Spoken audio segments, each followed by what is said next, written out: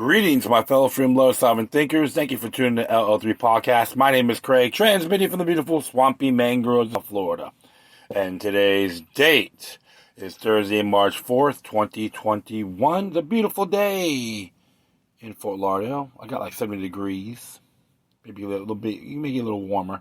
But it's good, very comfortable indeed. So I have no complaints. Hopefully everyone out there is doing well.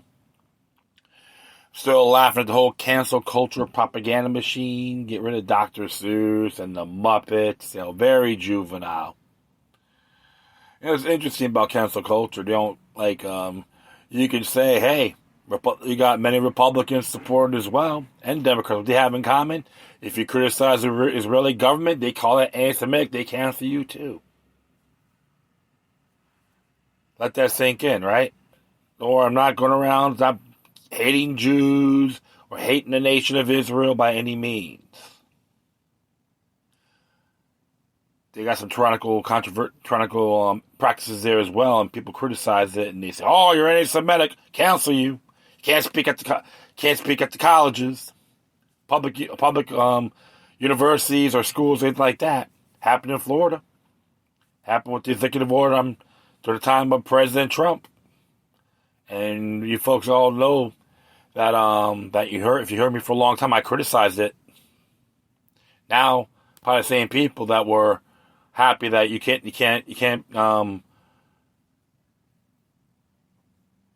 support free speech to anyone that's a Holocaust denier or criticize the nation of Israel.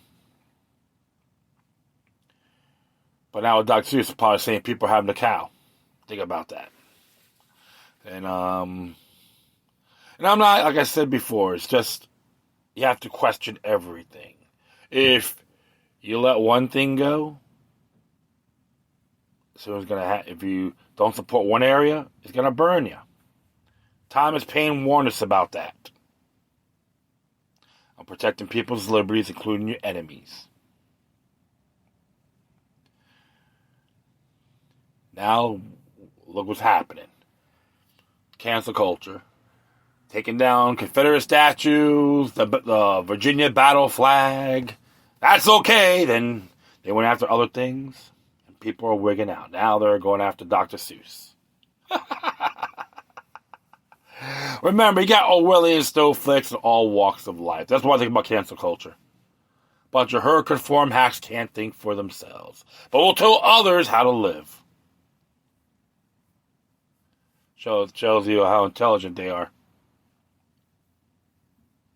Something to think about. But hey, liberty's the answer, folks. Freedom is the answer on countering subversive speech and all that. That's how I see it. Why just condemn them? So, hey, if you're gonna let the thing cook, if you're gonna let that thing burn, it's gonna go all the way, cause a ripple effect. That's one to know on. Well, here's what I'm going to be talking about right now, which is very interesting. And it may offend people, like usual, but who the hell cares? This one here came from the John Rappaport's blog, nomorefakenews.com, blog.nomorefakenews.com. Came out today. Zika was a warm-up for COVID. It didn't fly. Man, remember about the Zika virus. But we'll just see what Mr. Rappaport has to say.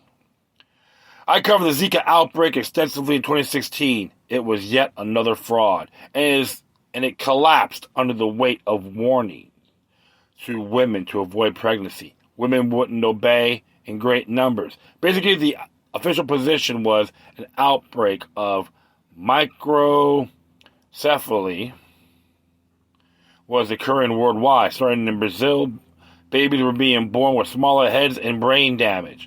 This was caused the Zika virus carried by mosquitoes.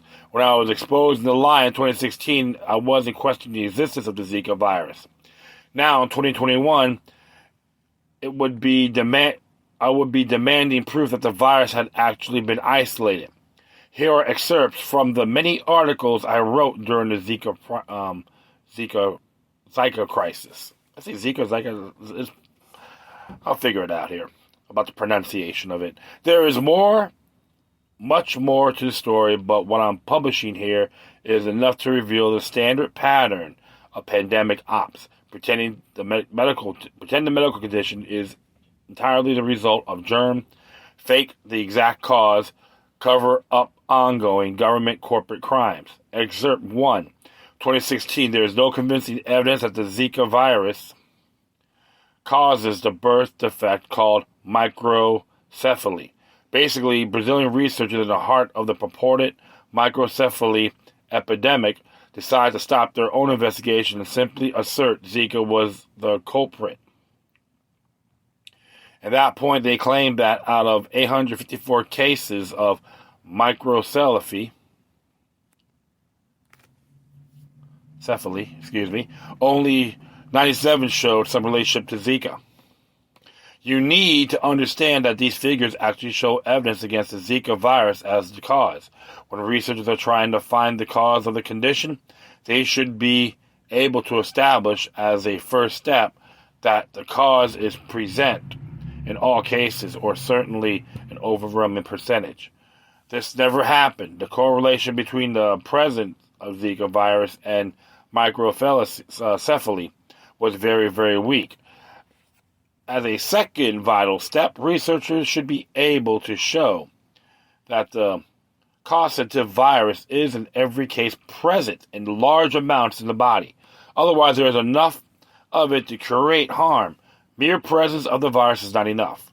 With Zika, proof it was present in microcephaly babies in large amounts has never been established, but researchers pressed on. A touted study in the New England Journal of Medicine claimed Zika infected brain cells in the lab. Irrelevant. Cells in labs are not human beings. The study also stated that Zika infected baby mice. Irrelevant. Mice are not humans, and these mice in the lab have been specially altered or bred to be vulnerable to Zika. Useless and irrelevant. And now we'll continue on here. Excerpt 2, 2016. Millions of bees have just died in South Carolina because Dorchester County officials decided to attack Zika mosquitoes from the air, from planes, with a pesticide called Nald. Good grief. Yeah, I remember talking about Nald about 4.5 years ago. A little over 4.5 years ago. The Washington reports in an article headline like it's been nuked, millions of bees dead after South Carolina sprays for Zika mosquitoes. The county acknowledged the bee deaths Tuesday. Dorchester County is aware that some beekeepers in the area that was sprayed on Saturday lost their beehives. Jason Ward, county administrator, said in a news release. He added, according to the Charleston Post and Courier, I am not pleased that so many bees were killed. That's the highest degree of outrage County Administrator Ward can muster. He's not pleased. That's not pleased. If you want to dig further, you could discover that despite assurances to the contrary, Nald, like other toxic organophosphate pesticides, harms humans as well. Organophosphates are neurotoxins. The original research was done in Germany in the hunt for nerve agent weapons. And how about this? The cure for the problem causes the problem. Nald, the organophosphate pesticide now being sprayed in Miami to kill Zika virus, has dire effects. A reference a 2014 study, neurodevelopmental disorders and prenatal residential proximity to agricultural pesticides. The charged study, which is from the Environmental Perspectives 2014, October 122, parentheses 10, colon 1103-9. All right. The key quotes from the study. Gestational exposures to several common agricultural pesticides can induce developmental neurotoxicity in humans and has been associated with developmental delay in autism. We evaluated whether residential proximity to agricultural pesticides during pregnancy is associated with autism spectrum disorders, or ASD, or developmental delay, DD. Approximately one-third of charged study mothers lived during pregnancy within 1.5 kilometers, just under 1 mile, of an agricultural pesticide application.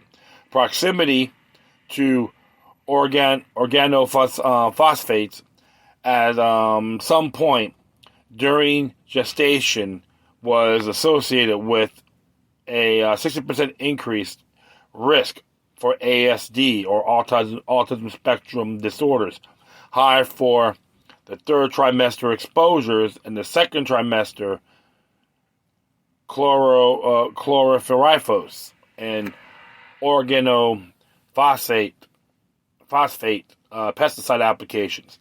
The study of ASD strengthens the evidence linking neurodevelopmental disorders with gestational pesticide exposures, particularly organophosphates.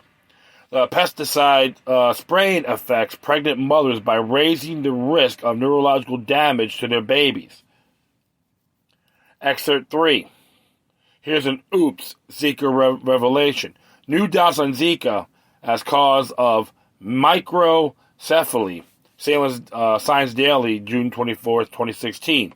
Source: New England Complex Systems Institute. Brazil's microcephaly epidemic continues to pose a mystery. If Zika is the culprit, why are there no similar epidemics in other countries also hit hard by the virus? In Brazil, the microcephaly rate soared with more than 1,500 confirmed cases. But in Colombia, a recent study of nearly 12,000 pregnant women infected with Zika found 0 microcephaly cases. If Zika is to blame for the microcephaly, where are the missing cases? 4. It makes far more sense to listen to what South American doctors are saying about the areas where birth defects are occurring. These would be doctors who actually care about what is destroying lives and the lives that are being destroyed. We have such reports passed along to us, thanks to Claire Robinson of GM Watch. She is one of those people who still makes a profession of journalism mean something. Here are the quotes from her most recent article. Argentine and Brazilian doctors names larvicide as potential cause of microcephaly. A report from Argentine Doctors Organization. Physicians in the crop spray towns challenge the theory that the Zika virus epidemic in Brazil is cause of the increase in the birth defect microcephaly among newborns. The increase in this birth defect, in which the baby is born with an abnormally small head and often has brain damage, was quickly linked to Zika virus by the Brazilian Ministry of Health. However, according to physicians in the crop spray towns, the ministry failed to recognize that in the area where most sick people live, a chemical larvicide pesticide that produces malformations in mosquitoes was introduced in drinking water supply in 2014. The poison pyriproxyfen is used in a state-controlled program aimed at eradicating disease-carrying mosquitoes. The physicians added that the pyriproxyfen is manufactured by Sumitomo Chemical, a Japanese strategic partner of Monsanto. Pyriproxyfen is a growth inhibitor of mosquito larvae, which alters the development process from larva to pupa to adult, thus generating malformations in developing mosquitoes and killing or disabling them. It acts as an insect juvenile hormone or juvenoid, has an effect of inhibiting the development of adult insect characteristics. For example, wings and mature external genitalia and reproductive development. It is an endocrine disruptor and is teratogenic, causes birth defects. The Argentine physicians comment that malformations detected in thousands of children from pregnant women in living areas where the Brazilian state added pyriproxyfen to drinking water are not a coincidence. Even though the Ministry of Health places a directed blame of the Zika virus for this damage, they noted that Zika has traditionally been held to be a relatively benign disease that has never before been associated with birth defects, even in areas where it infects 75% of the population. The Argentine physicians' report concurs with the findings of a separate report on the Zika outbreak by a Brazilian doctor and public health researchers organization, Abrasco.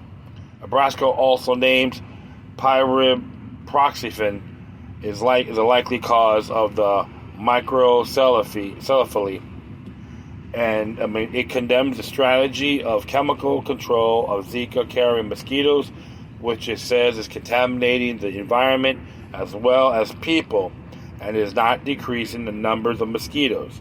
Abrasco suggests that this strategy is in fact driven by the commercial interests of the chemical industry, which it says is deeply integrated into the Latin American Ministries of Health, as well as the World Health Organization and the Pan American Health Organization. Abrasco names the British GM insect companies Oxitec as part of the corporate lobby that has distorted the facts about Zika to suit its own profit-making agenda. Oxitec sells GM mosquitoes engineered for sterility and markets them as a disease-combating product, a strategy condemned by the Argentine physicians as a total failure, except for a company supplying mosquitoes. Abrasco added that the disease, microcephaly, other birth defects, is closely linked to environmental degradation floods caused by logging and the massive use of herbicides on GM, herbicide-tolerant soy crops, in short, the impacts of extractive industries. 5. In a recent Green Med Info article, What is Zika virus epidemic covering up? By Jagnath Chatterjee.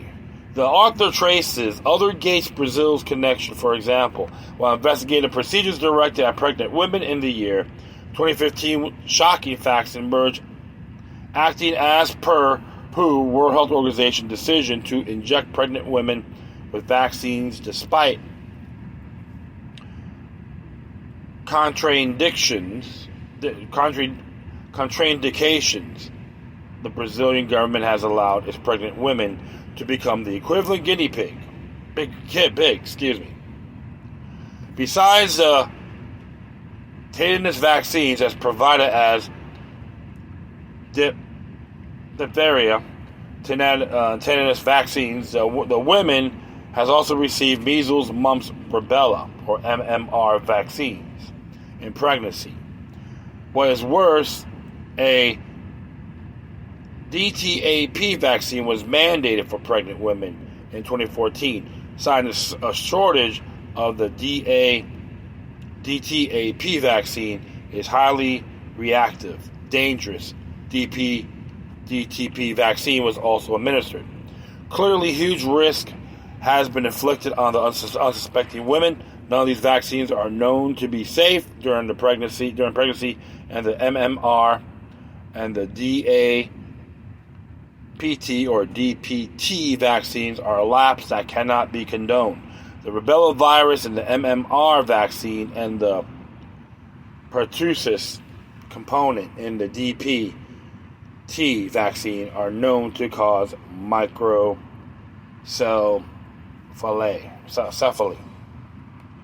The DTP DTaP vaccine initiative to vaccinate pregnant women was financed by BMGF, Bill and Melinda Gates Foundation funds. 6. For example, every year in the U.S. there are 25,000 cases of microcephaly. And the literature is very clear about causes. Any insult to the fetal brain during pregnancy can result in microcephaly. Severe malnutrition, falling downstairs, a blow to the stomach, toxic street drug, or medical drug or vaccine or pesticide, and so on. 7. For science bloggers who live in mommy's basement and love the statements of the experts, try this. I'll give you the full citation. Ready? Practice parameter evaluation of the child with microcephaly. An evidence-based review. Neurology, 2009, September 15th, which is 7.3, subsection 11. Okay, that's a parentheses, that's the end there. 887-897.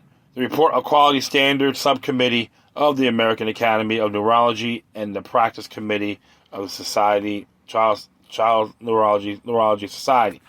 Here's the money quote. Microcephaly may result from any insult that disturbs early brain growth. Annually, approximately 25,000 infants in the United States will be diagnosed with microcephaly. Bang. Let me take part that quote. Microcephaly can result from an early insult to the brain. Any. That could mean a highly toxic pesticide. For example, it could mean severe and prolonged malnutrition of the mother. It could mean a toxic substance injected into the mother, a street drug or vaccine. It could mean a physical blow. It could mean a mother's chronic high fever, and so on. Moving on, 25 cases, not just once, but every year in the U.S. means what? Christopher Columbus actually brought Zika virus to America in 1492 and lay it dormant for a very long time, and then, in the modern age, exploded on the scene in the U.S.? No. 25,000 cases a year in the U.S. means we're being treated to an unsupported major bullshit story right now about the Zika virus. That's what it means. 8. Now we have a January 27, 2016 Associated Press report out of Rio published in SF Gate, San Francisco Gate. 270 of 4,180 suspected microcephaly cases confirmed. That's called a clue. In case you're wondering, of the previous touted 4,180 cases of microcephaly in Brazil, the actual number of confirmed cases so far is only 270. Bang. But wait, there's more. AP. Brazilian officials said the babies with the defect microcephaly and their mothers are being tested to see if they have been affected. 6 of the 270 confirmed microcephaly cases were found to have the Zika virus. Bang, bang, bang. Out of all the microcephaly cases re-examined in Brazil, only 6 have the Zika virus. That constitutes zero proof that Zika has anything to do with microcephaly. End of my excerpts from 2016. Getting the picture? In 2015, 2016, the World Health Organization and the press whiffed on the Zika virus microcephaly hustle. But they regrouped, analyzed their mistakes, and prepared a wall-to-wall messaging campaign for the next pandemic. China would provide the model. Lockdowns, house arrest of a major percentage of the global population, economic devastation. COVID. As I've been demonstrating for the past year, The COVID story is as full of holes as Zika or Zika. He has a solid point. This is why I always tell everybody how accurate is the information. Instead of focusing on drama, people always got to read between the lines. And I remember them spraying nulls in that areas of Miami, which it's called Edgewater area. I could be Edgewater and Little Haiti area. I would say in that perimeter.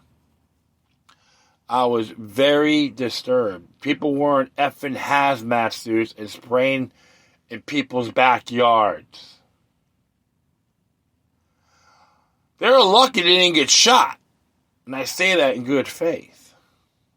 When you got people spraying some toxic chemicals, something, they say if they spray something, they're wearing hazmat suits, there's a message there, my friends.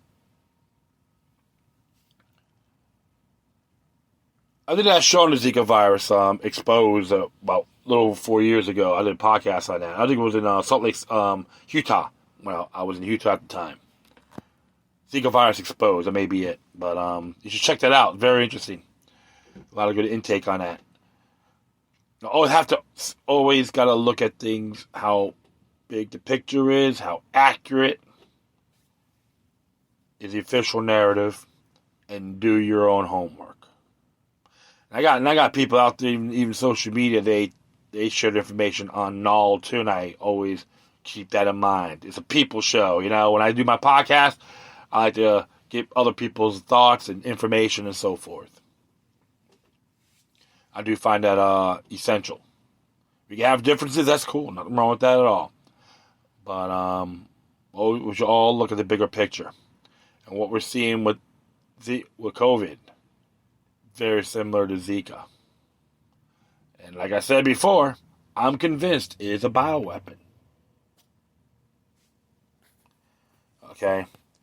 How accurate are the counts? That's the question. So, and I'm not saying it doesn't exist. Some people, some people got triggered in the past. I make statements like that, but the fact is, I'm not here to offend you, but always want you to contemplate more thoroughly than its face value. And that will be it. So I thank everyone for listening, plus feel free to download and share us throughout your social media networks. If you have any questions, comments, or something that's interesting, I want to check it out, whatever you do, please send your correspondence to Decorum. Furthermore, I'll leave the footnote of this artist speaker page. And if you want to contact me, you can hit me at LokiLuck number 03 at protonmail.com. Or you could, if you want to donate, you can get me at paypal.me or cash.app/LokiLuck number 3. Hit that like button. I'm on multiple sites. I just, I always find something new. So just search engine LokiLuck number 3 or LokiLuck the Roman numeral 3. You'll find me everywhere. So, all right. Well, once again, thank you for your time. Plus, always remember that the demoniac resistance is healthy for the soul and can liberate humanity. Until next time, take care of yourselves. Keep on spreading the love. And may your guardian spirits be with you.